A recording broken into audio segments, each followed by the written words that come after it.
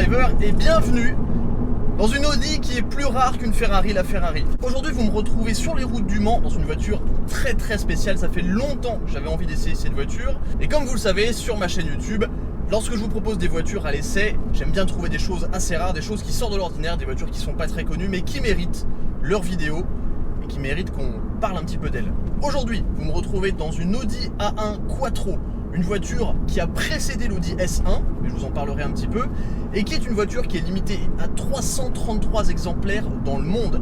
Et celle-ci est une voiture française. Cette voiture m'a été prêtée aujourd'hui par Donovan. Donovan est gérant de l'entreprise Le Mans Auto Racing, qui réalise sur beaucoup de voitures de sport et des voitures même plus normales des gestions moteurs, des gestions à l'éthanol, qui peut vous vendre des jantes, qui fait aussi de la protection XPEL. Restez jusqu'à la fin de la vidéo, on ira faire un petit tour dans son garage parce qu'en ce moment, il a beaucoup de très belles voitures. Mais avant de revenir sur cette Audi A1 Quattro et de voir un peu ce que ça donne derrière son volant, pensez à vous abonner à ma chaîne YouTube, c'est très important. Suivez-moi également sur Instagram, parce que sur Instagram, ça s'affiche juste ici, je donne beaucoup d'infos sur les voitures. Toutes les semaines, vous avez toutes les voitures qui sont sorties en story. Et vous verrez aussi en avant-première beaucoup de voitures que j'essaie. Par exemple, aujourd'hui, la vidéo, vous la voyez quelques temps évidemment après que je l'ai tournée. Mais les gens sur Instagram savent déjà que je l'ai tournée. Donc allez vous abonner à mon Instagram. Bon, ça c'est fait. Audi A1 Quattro.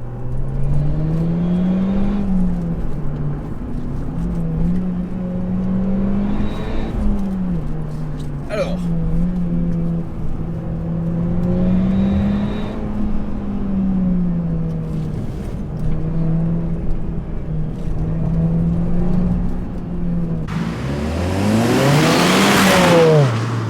lorsque la nouvelle Audi A1 est sortie il y a quelques années, elle n'était pas prédestinée à avoir une version sportive.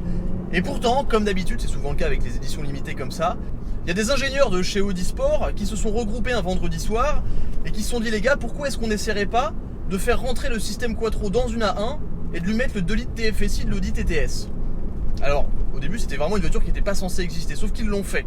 Aujourd'hui, ça donne ça, l'Audi A1 Quattro, donc une voiture qui rappelle évidemment l'Audi Quattro, qui a été absolument mythique en rallye. C'est d'ailleurs pour ça qu'on retrouve ces jantes qui sont très particulières, mais ça je vous en parlerai après. Le système Quattro a été rentré dans la voiture, ça a donné lieu à énormément de modifications pour que ça arrive. Par exemple, on a un arbre de transmission sous la voiture qui est en carbone, et pour loger le différentiel et tout le système 4 roues motrices à l'arrière, il a fallu faire plus de 600 changements sur la voiture pour faire rentrer le différentiel, ce qui fait que le coffre est rehaussé, le coffre est légèrement plus petit parce que forcément ça prend plus de place, et également le réservoir d'essence a une forme de U puisqu'il a dû laisser de la place justement au différentiel qui est à l'arrière. Alors du coup, qu'est-ce que ça donne? À l'avant, on a le moteur 2 litres TFSI qui développe d'origine 256 chevaux et 350 Nm de couple. Alors pour une petite voiture comme ça, c'est des statistiques qui sont hyper impressionnantes. Une voiture à balle 0 à 100 en 5 secondes 7, vitesse max juste au-dessus de 250 km/h. Donc c'est une vraie petite bombinette cette voiture, limitée à 333 exemplaires, je le rappelle, c'est incroyable. Alors à l'extérieur, si on connaît pas, on pense que c'est une voiture tuning. À l'intérieur, il n'y a aucun doute, c'est une Audi. Il y a juste quelques petites choses qui changent. Déjà, quand on rentre dans la voiture, on a sur les seuils de porte l'inscription Audi Quattro ou A1 Quattro, je sais plus, une petite plaque, vous avez l'image maintenant. Ensuite, devant moi à gauche, j'ai un compteur qui est rouge. Il faut savoir que c'est la seule Audi avec un compteur de tours minutes qui est rouge, avec l'inscription Quattro dans le fond. Donc ça c'est plutôt sympa. On a aussi une petite plaque Quattro ici sur la planche de bord. Et sur le volant, qui est un volant à méplat, j'ai marqué 1 sur 333 exemplaires. Il faut savoir que tous les modèles d'Audi A1 Quattro sont les mêmes. Extérieur blanc glacier, les mêmes jantes, les mêmes inscriptions rouges dans les phares, le même intérieur. Alors c'est un intérieur qui venait très équipé. On a des sièges en cuir, des surpiqûres rouges, on a un système de sono Bose. La voiture est pratiquement full option. Et un truc qui est hyper sympa, c'est une boîte de vitesse manuelle, boîte 6 rapports, du coup je suis content. C'est le levier de vitesse de l'Audi R8, ça c'est hyper cool. Tout en aluminium, très travaillé. Alors là j'ai mes gants, mais lorsque je la conduisais juste avant sans les gants, parce que oui ça m'arrive, le feeling est juste génial. Alors ce qui est amusant aussi, c'est que quand il fait froid, le levier est super froid, et quand il fait chaud, c'est super chaud, vous aurez compris l'idée. Bon, assez blablaté, on va voir ce que ça donne cette petite Audi, parce que quand même, 256 chevaux, dans un truc du gabarit d'une A1 avec un empattement très réduit et le grip du Quattro, c'est quand même super sympa. Alors évidemment on a aussi des énormes disques de frein à l'avant, mais qu'on voit pas parce qu'ils sont cachés par ces jantes qui sont presque pleines, qui ont un design, je trouve. Je vous mets des plans à l'extérieur là de la voiture, Mais je trouve que ça lui va tellement bien avec cet énorme aileron, tout ce thème noir et blanc avec l'intégralité du toit qui est en noir, l'aileron qui est blanc et du coup qui ressort énormément. Je trouve qu'elle a un look incroyable cette voiture, ça fait vraiment voiture de rallye, mais comme je le disais, si on sait pas ce que c'est, on pense que c'est du tuning. Hop, alors, voyons un peu ce que ça donne. Deuxième.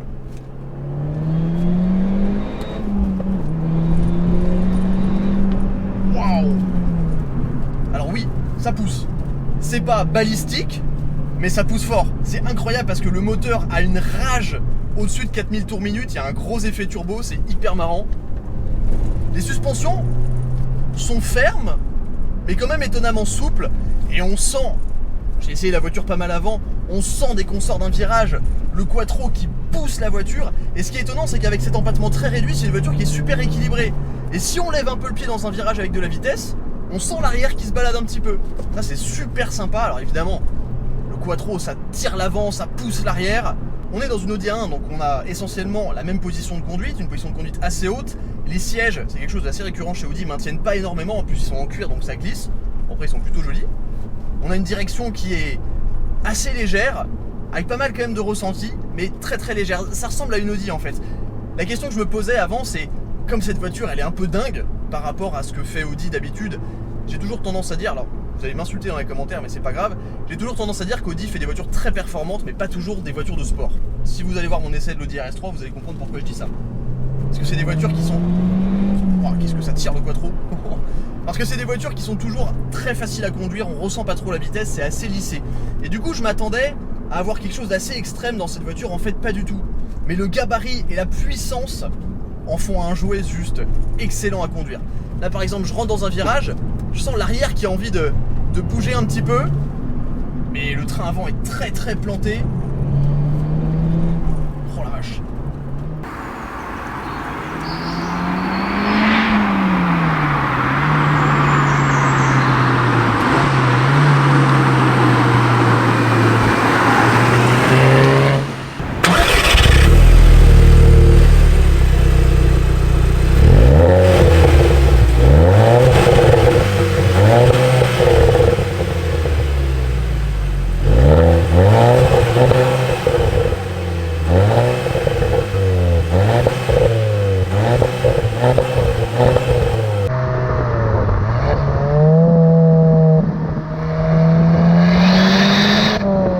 En termes de sonorité, bon, je peux pas dire que ça chante extrêmement bien, ça fait du bruit.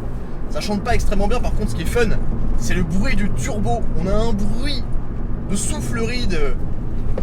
Écoutez ça, je sais pas si vous pouvez l'entendre au micro. Ça c'est super fun.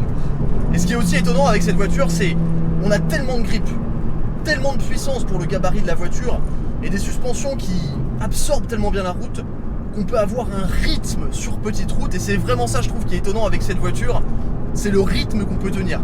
Parce qu'il y a tellement de grip, on peut rentrer fort en virage, on a des freins qui tiennent extrêmement bien.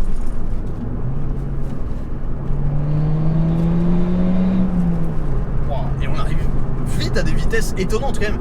Plus de 250 km/h en vitesse de pointe. Ça veut quand même dire pas mal de choses. Ah, on arrive sur un tunnel. Alors, je vais baisser un petit peu ma vitre. Hop, deuxième. Écoutez ça, 4000 tours minute, pied au plancher.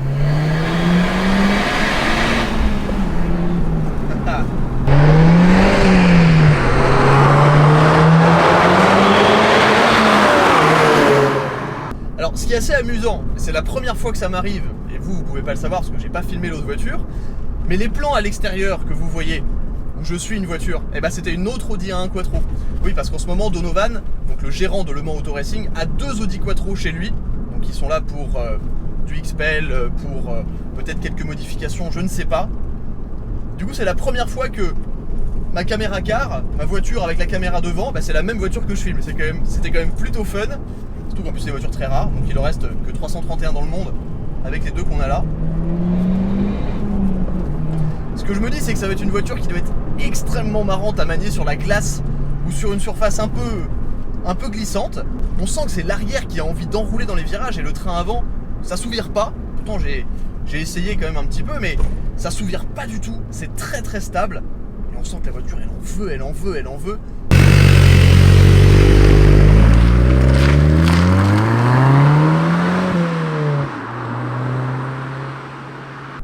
savez que je suis pas hyper fan des Audi. Parce que je trouve toujours que c'est des voitures qui sont très abouties, très confortables, mais toujours un peu aseptisées. Mais là, même si on reste dans l'esprit Audi, il y a quand même un petit truc en plus quoi. Déjà en termes de look, alors on adhère ou on n'adhère pas, moi j'adore. Mais il y a un truc en plus en termes de conduite, la voiture on a envie d'être à fond tout le temps. Et ce qui est agréable et plutôt cool avec une voiture qui fait entre guillemets que 256 chevaux, c'est qu'on peut être pied au plancher presque tout le temps. Et ça c'est quand même fun. Et le coup de pied aux fesses que ça vous met quand ça passe 4000 en deuxième, c'est excellent. C'est trop cool. Et du coup, après que l'Audi A1 Quattro a été commercialisé, elle valait d'ailleurs extrêmement cher aujourd'hui, il faut savoir qu'une Audi A1 Quattro ça vaut dans les 50 000 € avec peu de kilomètres. Donc c'est quand même super cher pour une Audi A1, il faut le dire. Mais après que l'Audi A1 Quattro ait été commercialisé, c'est ce qui a donné naissance à l'Audi S1. Alors, qui est moins puissante, qui fait 231 chevaux, mais c'est quand même grâce à cette voiture que l'Audi S1 existe. Donc en fait, cette voiture, si je devais la résumer, elle propose un package qui est super étonnant. Parce que c'est une édition limitée, c'est une voiture très rare. J'ai dû en voir qu'une dans ma vie, avant les deux que j'ai vues aujourd'hui, et celle que je conduis là. C'est une voiture qui est très rare, qui propose vraiment un package qui est particulier. Il y a peu de voitures qui proposent ça. C'est pas l'expérience de conduite la plus violente que vous aurez, mais c'est définitivement quelque chose qui est unique. Et je pense que c'est vraiment ce qui définit cette voiture, c'est quelque chose d'unique. Le look, la façon dont ça se conduit, les performances qui sont quand même étonnantes pour ce genre de voiture, c'est vraiment pas mal. C'est une voiture, bon si j'avais beaucoup d'argent j'en ferais mon daily. Parce que je trouve que c'est un look incroyable. Mais à conduire, et ce qui est marrant c'est que là je me mets en quatrième, il y a énormément de couple et du coup ça sait se faire oublier. Puis les sièges sont très confortables. Comme j'ai dit, les amortisseurs sont plutôt souples. Donc ça se conduit comme une Audi A1 quoi. Pour conclure cette vidéo, je tiens à remercier Donovan, gérant de la société Le Mans Auto Racing au Mans, pour m'avoir prêté l'Audi A1 Quattro toute l'après-midi. Et comme je vous l'ai dit, je vais vous montrer un petit peu les voitures qu'il y a sur le parking et à l'intérieur du showroom. Alors il y en a que je peux pas vous montrer, il y en a quelques-unes que je vais quand même vous montrer parce qu'elles sont assez exceptionnelles. Mais on commence par... Regardez, c'est plutôt sympa comme line-up. Alors celle-là c'est celle que j'avais aujourd'hui, 991 face de Carrera 4 GTS, et la deuxième Audi A1 Quattro et une Mégane RS. Quand même super rare d'avoir deux Audi A1 Quattro dans le même plan, c'est vraiment cool. 991 GT3 RS, une petite Alfa Romeo 4C Speeder de la concession Alfa Romeo à Barque-le-Mans. Ici on a le RS6, alors ce RS6 est assez connu, c'est le RS6 de Donovan, avec des jantes Vossen qui valent très cher. Voilà, il est reprogrammé, il fait 740 chevaux, c'est plutôt cool. Un Ford Ranger Raptor, et on va rentrer directement à l'intérieur. Et là quand on rentre, alors on est accueilli par beaucoup de choses, des lignes d'échappement, des jantes, une BMW M4 GTS, configuration blanche, jante orange, super sympa. Et ensuite, ça, c'est le Graal, une 991 face de GT3 RS, bleu Miami, full option. Et quand je vous dis full option, c'est full option. On a le pack V-Sac avec les jantes en magnésium, les freins carbone céramique, rétroviseur en carbone, petite plaque ici en carbone, arceau à l'intérieur, ça c'est moi, bonsoir. L'aileron à l'arrière est en carbone. Bah, c'est magnifique. Donc je vais pas vous en montrer trop pour cette fois-ci, mais si vous voulez que je revienne ici au Mans, chez Donovan, au Mans Auto Racing, pour faire une vidéo complète sur par exemple la pose du XPEL, la pose d'une ligne d'échappement, les road prog, on pourra peut-être aussi lui poser des questions. Si vous avez des questions de l'ordre technique, c'est la personne qu'il faut aller voir au Mans. Donc n'hésitez pas à me dire dans les commentaires si vous aimeriez que je revienne ici vous faire une vidéo complète sur cette société. Je pense que ça peut être assez intéressant. En tout cas, j'espère que la vidéo vous a plu. Si c'est le cas, n'hésitez pas à vous abonner, à liker la vidéo. Pensez à vous abonner à mon Instagram et je vous dis à très vite sur The Glove Driver. Ciao.